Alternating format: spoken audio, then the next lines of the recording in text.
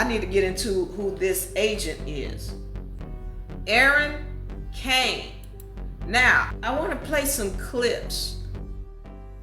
Erin Kane. Now, again, she's coming under a lot of fire as someone who's not competent enough to handle this position. I want to play the clips first, and then we're going to come back. I want to speak about what I saw. Okay. All right. So I'm going to play this first clip. In this first clip, I want to get into her career, what her background is, so that we understand who she is and where she came from. So this is her talking about her background. But for me, I went in a completely different direction. I'm the oldest of 6 kids. I did not want anybody's help. I wanted to prove myself. So I studied not sports, but the arts. I was an art history major. I have a master's in post-war and contemporary art. I worked as a curator in a museum after grad school. And wow. So totally different. And then life happened and I found myself in the office of the company that my dad was working at the time. I needed a quiet place to send out resumes. I had 2 kids at the time at home, little ones. And the baseball division at that company really was in a pinch to hire somebody as a client service manager, and I needed a job, so I took the job. I had come from this very thoughtful, academic, actually very diverse environment. And that office, it's not all of sports and not representative of all of sports, but that office was very much men in offices around the perimeter of the building. And then all the women were in support roles. And there was something about that just really hooked me because I wanted to be the first woman at that company in an executive position. And it took me a couple years to figure out what the path could be, because at that stage too, it wasn't a secret. I would say how do I become an agent? And they'd be you can't be an agent, you're a woman and you have kids. I mean, those are the words that were said to me. All right, so we're talking about Caitlin Clark's agent, all right, the one who brokered this deal with Nike. And we're talking about how bad this was and the fact that she's getting a lot of heat, all right, because of this deal. Now, I want to talk about her and what I saw in her video. All right, first of all, she talks about her background and how she really was in art and whatever that was with art that she was doing. And she happened into her father's company because she wanted to send out her resume. She needed a quiet place to send her resume out. So she found a room and she's in there and she's trying to send her resume out, and they bust in the room. Hey, we need somebody. You, we need you. What you doing? You do it. Come on. We need you to be an agent for these people because we need somebody. You a dude, come on. But I don't know how to do. No, it doesn't matter. We'll teach you. Just come on, let's go. So next thing you know, she's thrust into this role as an agent where she's dealing with these men and she's clearly not comfortable. All right, listen, just if you even look at her demeanor and listen to her voice, she's clearly listen, I'm going to say this. Men are going to give women a hard time. They are. But when you stand, and I mean stand, like you have confidence and you know what you're doing, they don't have any choice but to give you the respect. WNBA was getting all kind of disrespect until Clark came along. Why? Because she plays. She does. I told y'all, it's not everybody want to make this out. Oh, you got to have some sexy lingerie on. And unless you don't, then the men don't want to hear from you. Or you got to be able to do manly things, and then they listen. But here you got Clark. She just is phenomenal, and she's highly intelligent. She's confident. She gets on the basketball court. You don't want to be in front of her when she's got the basketball. She's confident. She does her job. But here you got this woman, and I'm just going to be honest with you. She doesn't exude confidence. Even everything she says kind of flip-floppy, you know. Well, you know, okay. Her whole demeanor gives me Christy Sides, Kathy Engelbert. That's the energy I'm getting from her. Not to mention, when you talk about one of your star people, let me go into this. Some of the people who are her clients. And mind you, she's got this job because of her dad. That's why she's got the job. Hold on. And that's okay. I told y'all I'm okay with nepotism. Doesn't bother me. But if you're in that position, do it well. Otherwise, we got some problems. Okay, let's take a look at this now.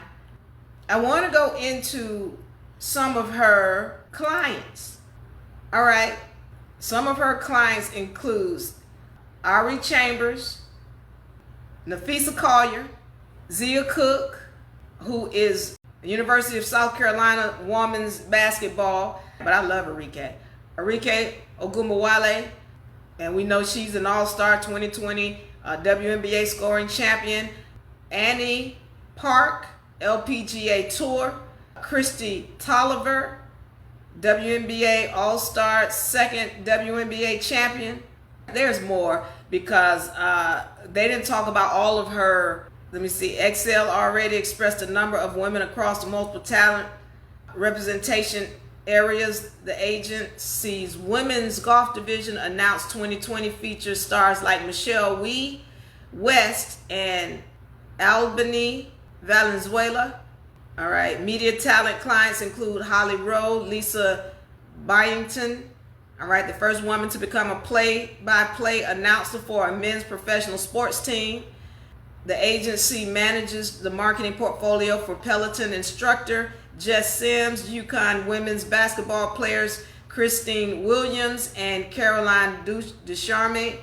Overall, Excel's talent division is a dominant force across the multiple sport, including basketball, baseball, golf, football, with a roster that features rising stars, MVPs, all-stars, Hall of Famers. Okay, so you've got this situation where she's got all of these people on the roster. Now, is she qualified to really do this job? And I'm saying to you, and this is why she's getting the heat, that it doesn't look like it. Just the way, the energy that she exudes. It doesn't say, hey, I'm confident I'm going to come in here and negotiate this deal. This $28 million deal over 8 years is really, it doesn't look good. Not on her. It doesn't look good because that is cheap for what Caitlin Clark is bringing. And I know a lot of people saying, well, who knew? Who knew she was going to be that big? Even if you didn't know she was going to be that big. Here's the issue with it. You don't do it for 8 years. All of her prime. 8 years. Then you have some kind of clause in there the same way whoever is doing the negotiations for the WNBA where they put a clause in there saying, hey, after this many years, we need to be able to renegotiate just in case. This is what people are talking about. This is why it's important to have somebody who has some kind of charisma when you're doing business with these companies. I need to make sure that if she does blow up, that we can renegotiate the same way the WNBA did with that media rights deal. They put a clause in there that if this thing blows up bigger than this, we need to renegotiate this. Okay, that's why it's an issue. So now the whole thought and notion is, oh, Clark is stuck in this deal. Well, we're going to talk about that because she's really not. And it wouldn't be a situation. First of all, she can rescind that contract. But you got somebody like me on the team. We don't have to rescind that. We know how to get around that. We know what to do. As a matter of fact, if I'm in there negotiating any kind of deal, it's going to be a situation whereby Clark can, Nike, keep that deal. That's fine. 28 million, that's fine. We're going to do something different. You can keep that deal, Nike, because I understand what this game is. See, I need to say this too, because all of those players that I named, the vast majority of those players on the roster, they're under Nike. That company that she works for, her dad's company, they're all under Nike. And that's part of the issue. They are tied to Nike. And once again, this is a company, and this woman is allowing Nike to disrespect her client's brand. And this is the issue. You cannot trust people who have been in the game for too long, because they're in bed with certain people and they're not going to make moves on your behalf. If somebody's in bed with Nike, well, Nike has been providing a lot of money to that company. You're not going to tell Nike that you're going to take this client and go with another brand without Nike giving you some pushback about it. Without Nike saying, well, we'll just rip all of the contracts from your clients. You can't trust people who've been in the game for too long, because then they're going to allow you to be devoured and taken advantage of. And that's exactly what's happening. And so I say to you, when you ask about, is this woman qualified? It's not even necessarily that she's qualified. I say no, just listen, I'm going to say this. Before I even saw her interview, I wasn't a fan. Before I saw her interview, I wasn't a fan. Because of all of the things that she has allowed to happen to Clark and the mistreatment that she has allowed on her client, I wasn't a fan. But then when I see her and I see her presentation, I see her energy, once again, a Christy size, Kathy Engelbert type of energy. An energy whereby all of her other clients are with this Nike company. This tells me that she's in their pocket, and that if they decide to pull out, her company's going to have some issues financially. So it's to her company's advantage to be in bed with Nike, as opposed to getting Caitlin Clark a true deal. So I need this to be made clear, because I need to go back into this more about the issues I have with this woman who is the agent of Caitlin Clark. Her name, Kane.